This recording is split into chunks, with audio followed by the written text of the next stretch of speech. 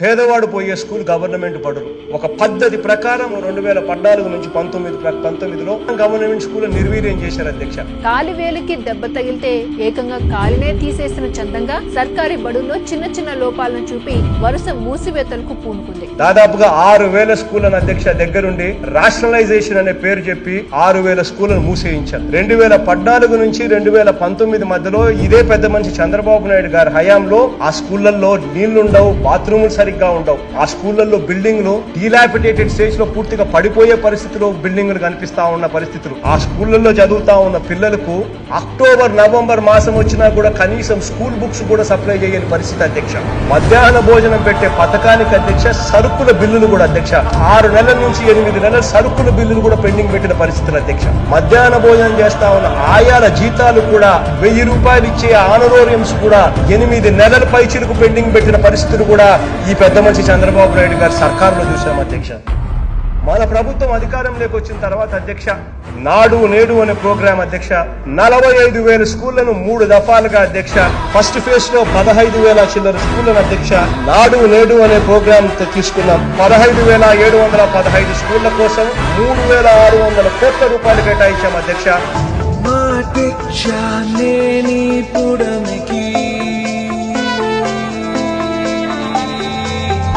ఆయన చాలా రిపీటెడ్ గా మాకందరికి చెప్తున్నది ఏంటంటే గవర్నమెంట్ స్కూల్స్ ఇలా ఉండకూడదు.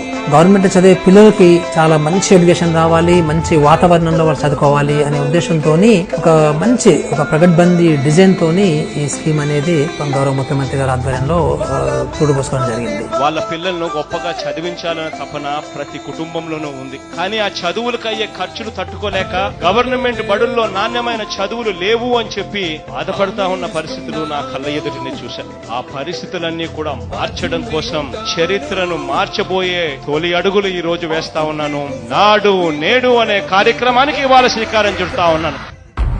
ఇంగ్లీష్ అని కొండ నాలుగు మందేస్తే ముండ నాలుగు పోయింది. దీనివల్ల ఏమవుతుంది, రేపు మన పిల్లలంతా కూడా ముద్దబ్బాయిలుగా తయారవుతారు. ఇంగ్లీష్ మీడియంలో ఎందుకు చదవకూడదండి? అగ్రవర్ణాల పిల్లలు లేకపోతే ఆధిపత్య వర్గాల పిల్లలే ఇంగ్లీషులో చదవాలా? వీళ్ళు చదవకూడదా? పేదవాళ్ళు కూలీల పిల్లలు చదవకూడదా? వాళ్ళు రేపు పొద్దున విదేశాలకు పోకూడదా? వాళ్ళు కంపెనీలకు సీఓలు కాకూడదా? వాళ్ళు కంపెనీలకు సిటీఓలు కాకూడదా? ఎందుకు పేద పిల్లలు కాకూడదండి? వాళ్ళు ఎంతసేపు ఆటోలు తోలుకుంటున్నా కూర్చోవాలన్నా? తల్లి తల్లి కుటుంబం మళ్ళీ కూలీన పుట్టాలన్నా? ఎన్ని రోజులు చేయాలి? ఎన్ని తరాలు చేయాలి?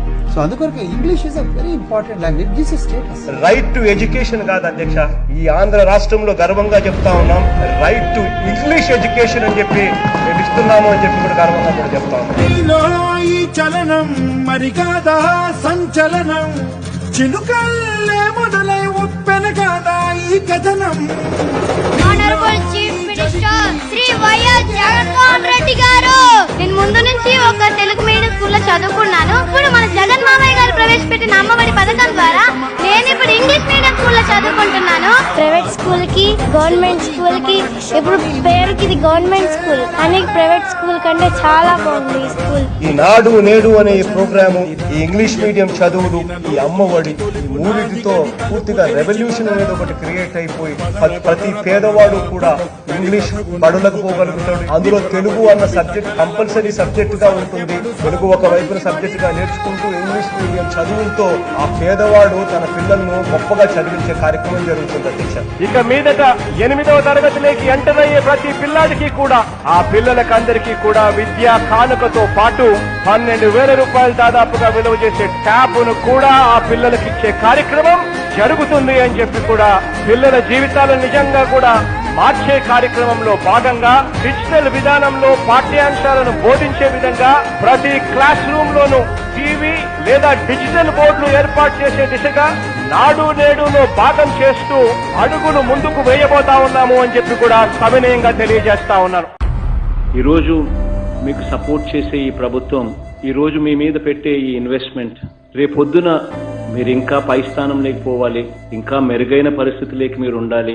అప్పుడే మన రాష్ట్రం జెండా మన దేశంలో కాదు ప్రపంచంలోనే ఎగురుతుంది. There's always good news in this wonderful country. Today's good news is about a group of underprivileged students, some of them the children of day laborers belonging to various government schools in Andhra Pradesh, who have got a remarkable opportunity this month to address the United Nations Sustainable Development Goals Conference in New York.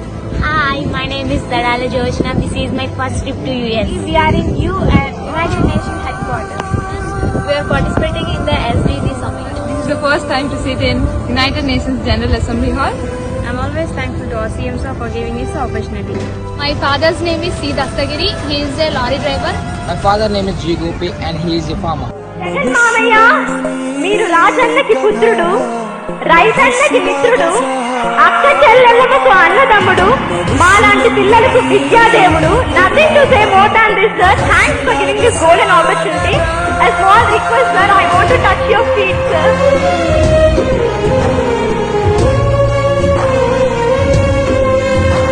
మీ మీద నమ్మకంతో, మంచి చదువులు ఇస్తారనే నమ్మకంతో నేను 2020లో government స్కూల్లో join అయ్యాను sir. మంచి చదువునే కాకుండా మాకు కడుపు నిండా అన్నం పెట్టారు సార్. మాకు కావాల్సిన ఫెసిలిటీస్ అన్ని like quality bags, books, note books, uniform, shoes and everything you gave us. మాకు ఏమేం కావాలో ఒక సొంత మామలా మమ్మల్ని చూసుకున్నందుకు చాలా థ్యాంక్ యూ సార్. మేము ఫ్లైట్ ఎక్కుతామని, అమెరికా వెళ్లి ఒక రోజు ఇలా మాట్లాడతామని నేను ఎప్పుడు అనుకోలేదు సార్. కళలో కూడా సాధ్యం కాని ఇళ్లలో సాధ్యం చేసి చూపించారు సార్ మీరు. Andhra Pradesh scored an impressive 38.50 points, surpassing Kerala's 36.55. Now, the Minister Satyanarayanan emphasized the state's immense pride in this accomplishment, attributing it to the visionary and dynamic leadership of Chief Minister Jagan Mohan Reddy. The State of Foundational Literacy and Numeracy in India report is a joint report published by the Government of India and Institute of Competitiveness. It ranks states based on basic skills in reading, writing and mathematics. చేస్తా ఉన్న ప్రతి కార్యక్రమం కూడా రెవల్యూషనరీగా చేస్తా ఉన్నాం అధ్యక్ష. ఇంతకు ముందు ఎప్పుడూ కూడా కని విని ఎరగని రీతిలో చేస్తా ఉన్నాం అధ్యక్ష.